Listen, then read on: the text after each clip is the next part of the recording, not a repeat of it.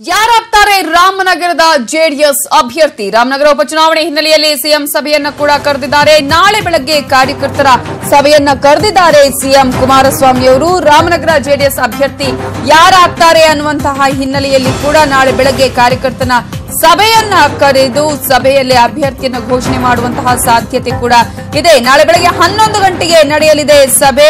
CM ಒಡೆತನದ ತೋಟದ ಮನೆಯಲ್ಲಿ ಸಭೆ ಕೂಡ ನಡೆಯಲಿದೆ. ಇನ್ನು ಬಿಡದಿಯ ಕೇತಗನಹಳ್ಳಿಯಲ್ಲಿದೆ ತೋಟದ ಮನೆ. ಈ ಹಿನ್ನೆಲೆಯಲ್ಲಿ ಸಭೆಯಲ್ಲಿ ಸಿಎಂ ಜೊತೆ ಸಿಎಂ ಪತ್ನಿ ಅನಿತಾ ಕುಮಾರಸ್ವಾಮಿ ಕೂಡ ಭಾಗಿಯಾಗುವ ಸಾಧ್ಯತೆ ಇದೆ. ಸಭೆಯಲ್ಲೇ ಅನಿತಾ ಕುಮಾರಸ್ವಾಮಿ ಹೆಸರು ಘೋಷಿಸುವ ಸಾಧ್ಯತೆಗಳು ಕೂಡ ಇದೆ. ಹಾಗಾಗಿ ರಾಮನಗರ ಉಪಚುನಾವಣೆ ಹಿನ್ನೆಲೆಯಲ್ಲಿ ಈಗಾಗಲೇ ಸಿಎಂ ಸಭೆಯನ್ನ ಕರೆದಿದ್ದು ನಾಳೆ ಬೆಳಗ್ಗೆ 11 ಗಂಟೆಗೆ ತೋಟದ ಮನೆಯಲ್ಲಿ ಸಿಎಂ ಒಡೆತನದ ತೋಟದ ಮನೆಯಲ್ಲಿ ಸಭೆ ಕೂಡ ನಡೆಯಲಿದೆ. ಕಾರ್ಯಕರ್ತರ ಸಭೆಯನ್ನ ಕರೆದು ಅಲ್ಲೇ ಅನಿತಾ ಕುಮಾರಸ್ವಾಮಿ ಅವರ ಹೆಸರನ್ನ ಘೋಷಣೆ ಮಾಡುವಂತಹ ಸಾಧ್ಯತೆ ಕೂಡ ಇದೆ ರಾಮನಗರದ ಜೆಡಿಎಸ್ ಅಭ್ಯರ್ಥಿಯಾಗಿ.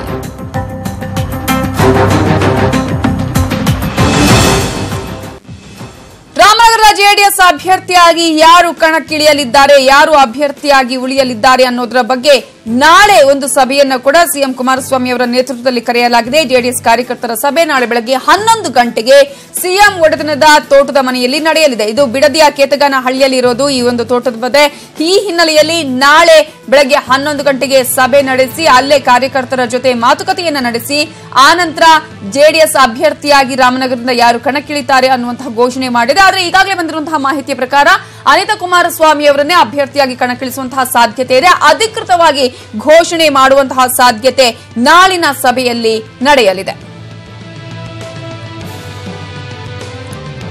ಈಗಾಗಲೇ ಜೆಡಿಎಸ್ನ ರಾಮನಗರದ ಅಭ್ಯರ್ಥಿ ಯಾರು ಅನ್ನುವಂತಹ ಕುತೂಹಲಕ್ಕೆ ಇನ್ನು ಕೆಲವೇ ಗಂಟೆಗಳಲ್ಲಿ ತೆರೆ ಬೀಳಲಿದೆ. ಯಾಕಂದ್ರೆ ಈಗಾಗಲೇ ಕುಮಾರಸ್ವಾಮಿ ಅವರ ಒಂದು ಪತ್ನಿ ಆಗಿರುವಂತಹ ಅನಿತಾ ಕುಮಾರಸ್ವಾಮಿ ಅವರೇ ಜೆಡಿಎಸ್ ಅಭ್ಯರ್ಥಿ ಅಂತಾನೆ ಹೇಳಲಾಗ್ತಾ ಇದೆ.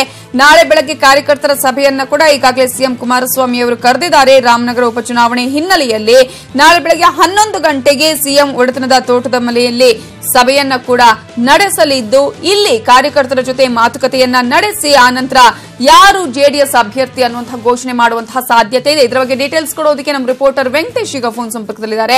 ವೆಂಕಟೇಶ್, ಈಗಾಗಲೇ ಒಂದು ರೀತಿಯಲ್ಲಿ ಅನಿತಾ ಕುಮಾರಸ್ವಾಮಿ ಅವರೇ ರಾಮನಗರದ ಜೆಡಿಎಸ್ ಅಭ್ಯರ್ಥಿ ಅಂತಾನೆ ಹೇಳಲಾಗ್ತಾ ಇದೆ. ನಾಳೆ ಅಧಿಕೃತವಾಗಿ ಘೋಷಣೆ ಮಾಡೋದು ಮಾತ್ರ ಬಾಕಿ ಇದೆ. ಎಷ್ಟು ಗಂಟೆಗೆ ಮೀಟಿಂಗ್ ಕರೆದಿದ್ದಾರೆ?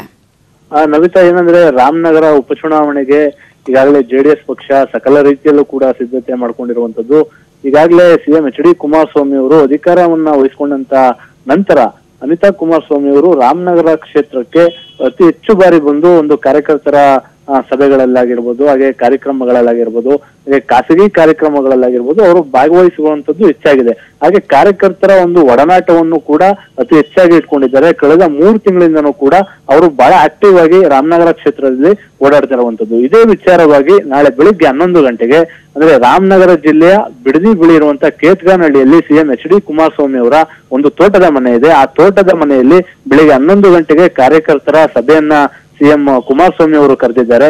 ಈ ಒಂದು ಸಭೆಯಲ್ಲಿ ರಾಮನಗರ ಕ್ಷೇತ್ರದ ಜೆಡಿಎಸ್ ಪ್ರಮುಖ ನಾಯಕರು ಹಾಗೆ ಮುಖಂಡರು ಕಾರ್ಯಕರ್ತರೆಲ್ಲ ಭಾಗವಹಿಸ್ತಾರೆ. ಆ ಸಭೆಯಲ್ಲಿ ಅನಿತಾ ಕುಮಾರಸ್ವಾಮಿ ಅವರು ಕೂಡ ಭಾಗವಹಿಸುವ ಸಾಧ್ಯತೆ ಇದೆ.